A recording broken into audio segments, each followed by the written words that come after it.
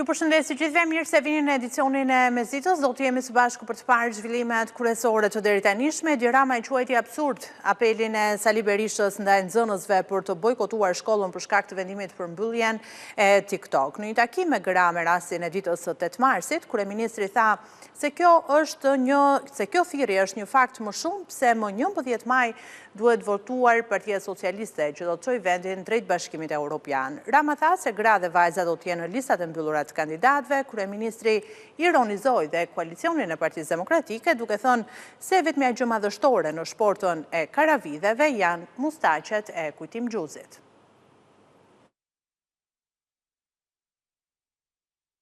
Ne burrat, ata që kanë marrë nga Partia Socialiste mandate, do t'i hedhim në fush që të meritojnë mandate. Ndërsa, gratë do t'i ndajmë në 2 pjesë. Gratë që do t'jenë nikoqiret e gjithë këtij procesi të 4 viteve të ardhshme dhe që do t'a marrin përfaqësimin e Partisë Socialiste me mbështetjen e të gjithëve ne në pjesën e mbyllur të listave dhe pastaj vajzat që do të jenë pjesë edhe e listave të hapura, ndërkohë që në listat e mbyllura ne do të kemi djem, do të kemi vajza, do të kemi gra që janë forca e të res, janë forca e gruas, janë forca e një Shqipërie që shikon përtej 2030-ës. Ndërkohë që në gjithë pjesën tjetër të skuadrës do të përfshim të gjitha energjitë, eksperiencat dhe patjetër edhe të gjithë burrat luftar do të jenë aty për të shkuar dhe për të fituar në territor vota për Partinë Socialiste të Shqipërisë. Dhe ju e dëgjuat që në ditën e mësuesit, në ditën e mësuesave, jehoi një thirrje për të gjithë fëmijët e Shqipërisë për mos shkuar në shkollë. Të gjithë fëmijët u ftuan nga Kujtim Gjuzi që të mos shkojnë në shkollë. Dhe prindrit u ftuan që të mos i lënë fëmijët të shkojnë në shkollë. Ditën e hënë. Dhe të shfaqin të gjithë madhështinë e marrëzisë për të protestuar pse do mbyllet TikTok-u.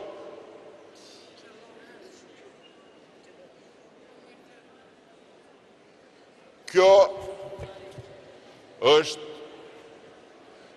një mënyrë që nuk ka nevojë për asnjë koment, nuk ka nevojë për asnjë argumentim, nuk ka nevojë për asnjë fjalë më tepër, por që në vetvete u thot në radh parë të gjitha nënave, pavarësisht nëse janë socialiste, demokrate, me parti, pa parti, janë në Shqipëri, janë në Itali, janë në Greqi, janë në Australi, që nga çfarë duhet të ruhen në 11 maj.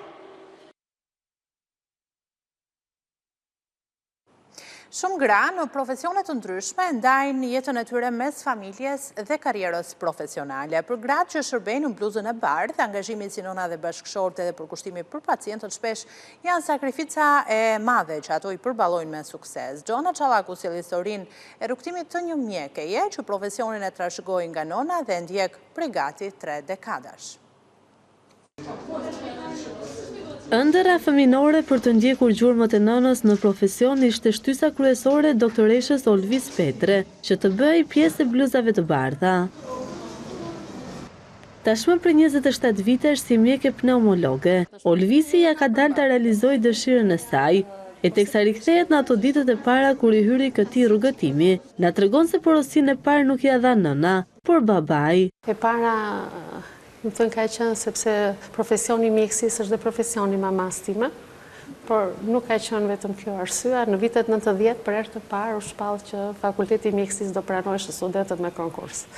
Pjesa tjetër e nxënësve do të drejta e studimit nga Komiteti Ekzekutiv i KOS dhe unë zgjodha që të mësoj të përgatitem për të paraqitur fakultetin e mjekësisë dhe jo për t'ia lënë situatës KOS, jo për t'ia lënë atë fati, domethënë. Unë nuk e pyeta fare mamin në këndek të shkoj, këtu bisedë kam bërë vetëm me babin.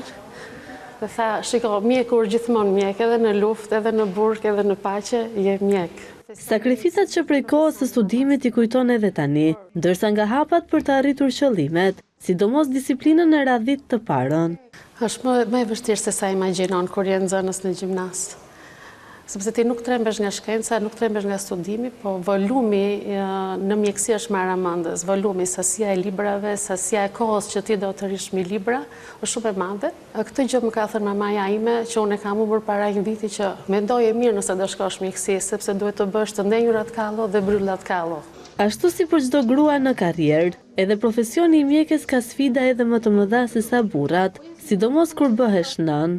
Për festat si 8 marsi, festat e 8 marsit është një ditë e zakonshme pune për ne. Festimi i festave nuk është vetëm për mjekun. Festat kanë një konotacion edhe në familje. Ka një rridhoj edhe në familje, se gjithë familjat përshtatet sipas punës dhe orareve të mjekut. Domethënë kjo ndikon edhe te sakrifica që bën bashorti, bën djali në lidhje me punën time. Ky 8 mars nuk do ta gjejë Olvisin në punë në shërbim të pacientëve se është e shtunë. Megjithatë, ky është rast i rrallë pasi siç na thot ajo, misioni i mjekut nuk njeh festa apo gëzime familjare, dhe pikërisht për këtë është shumë mirënjohëse familjes.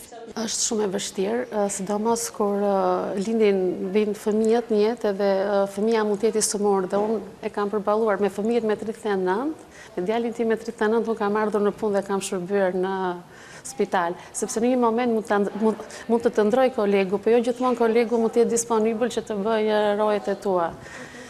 Kështu që për fëmijën do kujdesë dikush tjetër dhe ti do kujdesesh për gjithë të tjerët. Është vetë puna. Për të gjitha gratë dhe vajzat, doktoresha Olvisi e ka një mesazh të drejtë për drejtë. Mesazhi im për të gjitha vajzat, po edhe për gratë, është që duhet jenë të pavarura. Të studiojnë, të punojnë, që të jenë të pavarura, të bëhen gratë forta, të jenë intelektuale të zonja, të thonë fjalën e tyre. Avokatët e Erion Veliajt i kanë kërkuar zyrtarisht SPAK-u të përjashtoj prokurorin Olci Dado nga dosja e kryebashkiakut dhe bashkëshortes së tij. Arsye paraqitur nga ta është konflikti i interesit prokurorit për shkak të një leje ndërtimi që ky i fundit ka marrë në bashki. Ankesa në SPAK i bashkohet asaj në ILD dhe në KLP, ndërkohë që mbetet dhe opsioni i një padije paralele në gjykatë.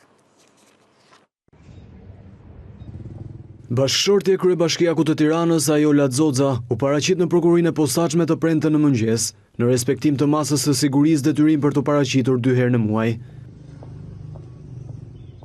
Pak orë më vonë, avokatët e saj dhe të bashkëshortit Erion Veliaj bën publike lëvizjen e tyre të radhës. Avokati i Bashkiakut të Tiranës tha si janë drejtuar zyrtarisht kryetarit të prokurorisë së posaçme SPAK Altin Dumanit për përjashtimin apo zëvendësimin e prokurorit të çështjes Olc Dado, me një prokuror tjetër në hetim që po zhvillohet ndaj tij. Arsyetimi me shkrim sipas avokatëve mbrojtës e ka bërë edhe vetë kryetari i bashkisë Erion Veliaj, ku është shprehur se sipas tij, Olc Dado ka konflikt interesi për shkak të një leje ndërtimi të dhënë për të nga vetë Veliaj.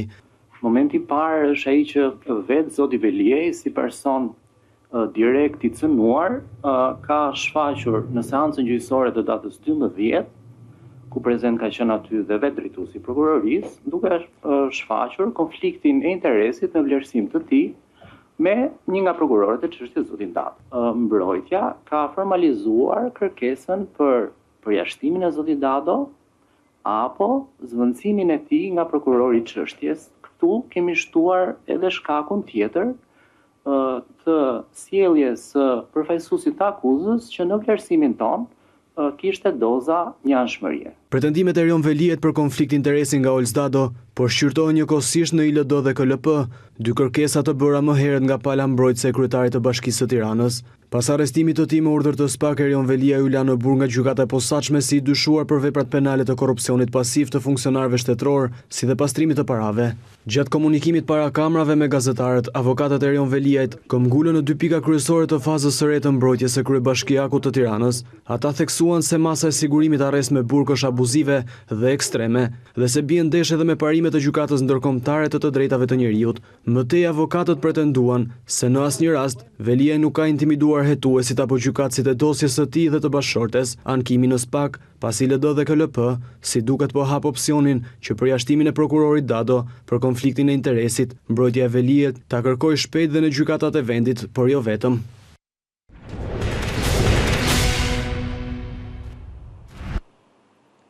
Komisionerja për zgjerimin në Bashkimin Evropian Marta Koch do të zhvillojë një vizitë zyrtare në Shqipëri më datë 13 mars. Ajo pritet të takohet me presidentin e Shqipërisë Bajram Bekaj dhe më pas me kryeministrin Edi Rama, me cilin do të kenë dhe një konferencë shtypi. Komisionerja për zgjerimin është ftuar në konferencën e Kolegjit të Evropës, zgjerimi i Bashkimit Evropian dhe shoqëritë elastike në Ballkanin Perëndimor, forcimi i shoqërisë civile, barazia gjinore dhe pjesëmarrja e të rinjve.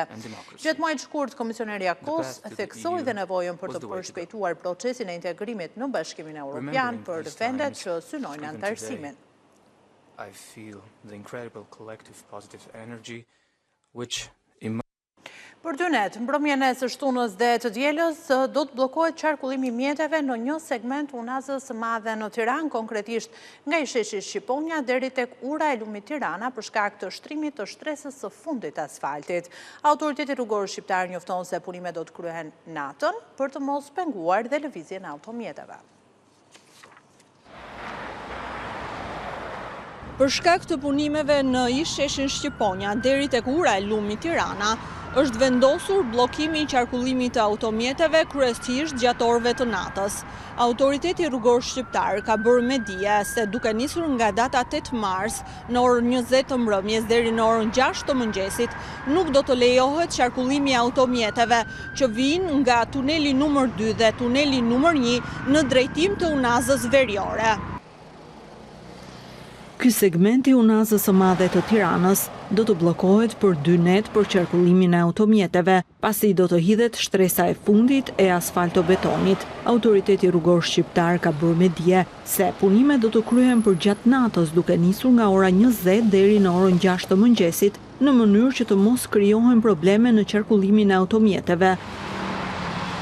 Sipas autoritetit rrugor shqiptar, në 8 mars do të bllokohet krahu i djathtë i aksit rrugor nga ish sheshi Shqiponja deri tek ura e lumit të Tiranës, ndërsa në datën 9 mars në po të njëjtën fashë orare do të ketë punime në krahun e Majt dhe trafiku do të devijohet për në nën kalimin e Paskuqanit, duke i drejtuar automjetet në rrugët që lidhen me këtë nyje. Autoriteti rrugor shqiptar i kërkon mirëkuptim qytetarëve për këtë bllokim të trafikut, ndërsa ju bën apel që të përdorin rrugë alternative. Ishte gjithçka e përgatitur për edicionin e mesditës, të tjera zhvillime të përditësuara minutë pas minute nga vendi, rajoni dhe bota. Ju mund të ndiqni dhe në faqen tonë abcnews.al, njerësh mund të ndiqni dhe në valët e radios 105 FM. Faleminderit për vëmendjen, mirupafshim.